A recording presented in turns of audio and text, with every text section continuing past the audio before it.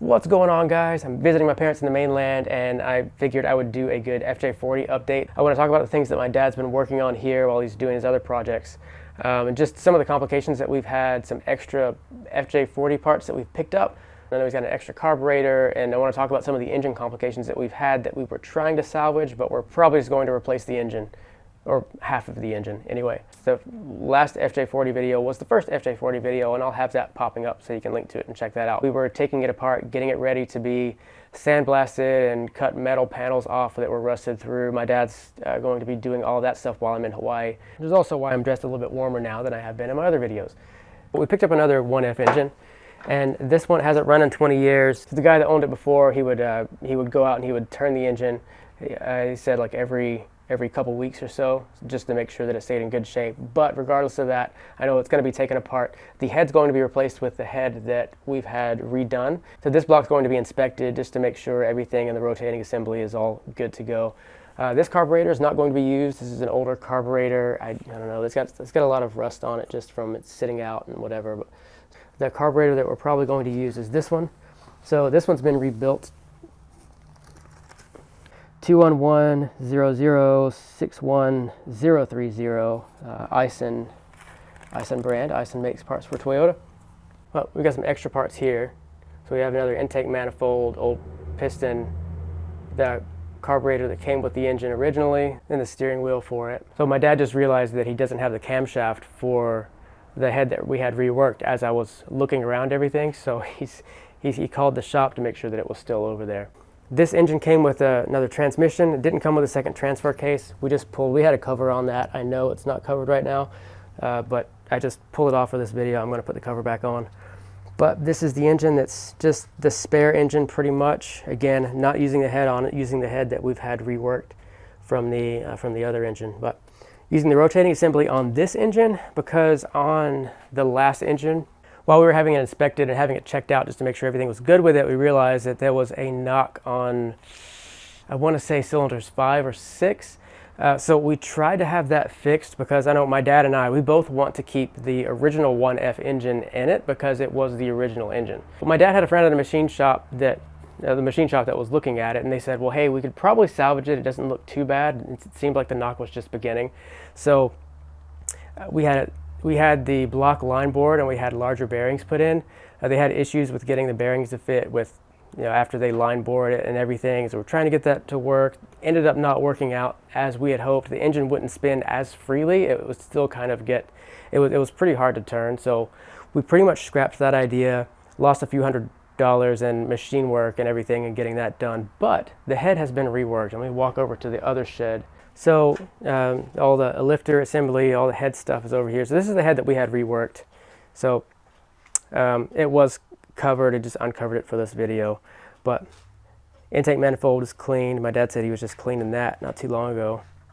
I'll probably point out some spots to him when he gets back over here and be like, hey, you didn't clean this spot. So yeah, it's a lifter assembly. So it's under there. So all this was reworked and pretty much ready to go back in. My gimbal battery just died, so I'm back to holding it the old-fashioned way, selfie mode, the way that I used to do it. So after the other rotating assembly is inspected on the other 1F engine, I'll be using that instead. I'd like to keep the original engine in the FJ40 if we can. I know it's old, I know you can't get parts for it before anybody makes those comments, but that's just me, matter of preference. So those are the updates with the block and the head. Coming over here to the body. So you can see the body we have sitting on the side right now, really just for space. It was sitting on like a kind of a makeshift table. So the plan is to have the FJ40, the whole body, sandblasted. That way you can start working on little spots like cutting out this rust here and then welding in new panels. Once all this rust is gone, you can start working on that, cut that out, weld in new plates. So this is all going to get it's going to get fixed. I know the whole driver's side, let me walk around. The whole driver's side looks pretty bad. And you can see the passenger side is pretty good. It's not as bad. It's not rusted through all the way, and except for in a few spots, but it's not near as bad as the driver's side. So he said he's probably just going to replace this whole section. And you can see down here is the original color peeking through. Looks like the original red. I don't know what to think about that. There's 3 different colors on this thing right now as it is. So there's that light green, there's that red. I don't know what the original color was. We're just trying to figure that out. But we're probably going to go with a forest green color, like on this FJ40. So I know he's mentioned that he likes this color.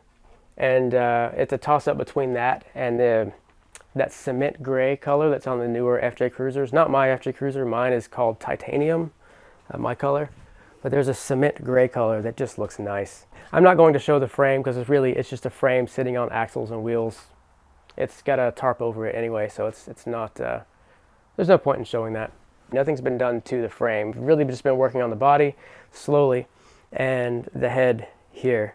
So that's my quick update on this. Yeah, thanks a lot for watching, guys. Hopefully it won't be another 3 years until I make the next video. And then hopefully the next video will have considerably more things done than what's been done in the last 3 years. We just had roadblocks with a lot of things. Thanks a lot for watching, guys. Make sure you check out the last video if you want to see what we were doing to it while we were taking it apart. But again, that was just kind of for our documentation purposes, putting the video online just to help out others also. But I was tracing out the wire harness and looking at the location of everything in the engine bay, in the interior, the way, and just documenting the condition of it as it was when we got it, when we started taking it apart. That's pretty much all that video was. But if you want to check that out, there's quick links to jump through. And I'm using YouTube's chapter feature to jump around through that video just like I am in this video, so that people can jump around and click on whatever section they want to click on. But again, thanks a lot for watching. Make sure you like, subscribe, comment, and God bless you guys.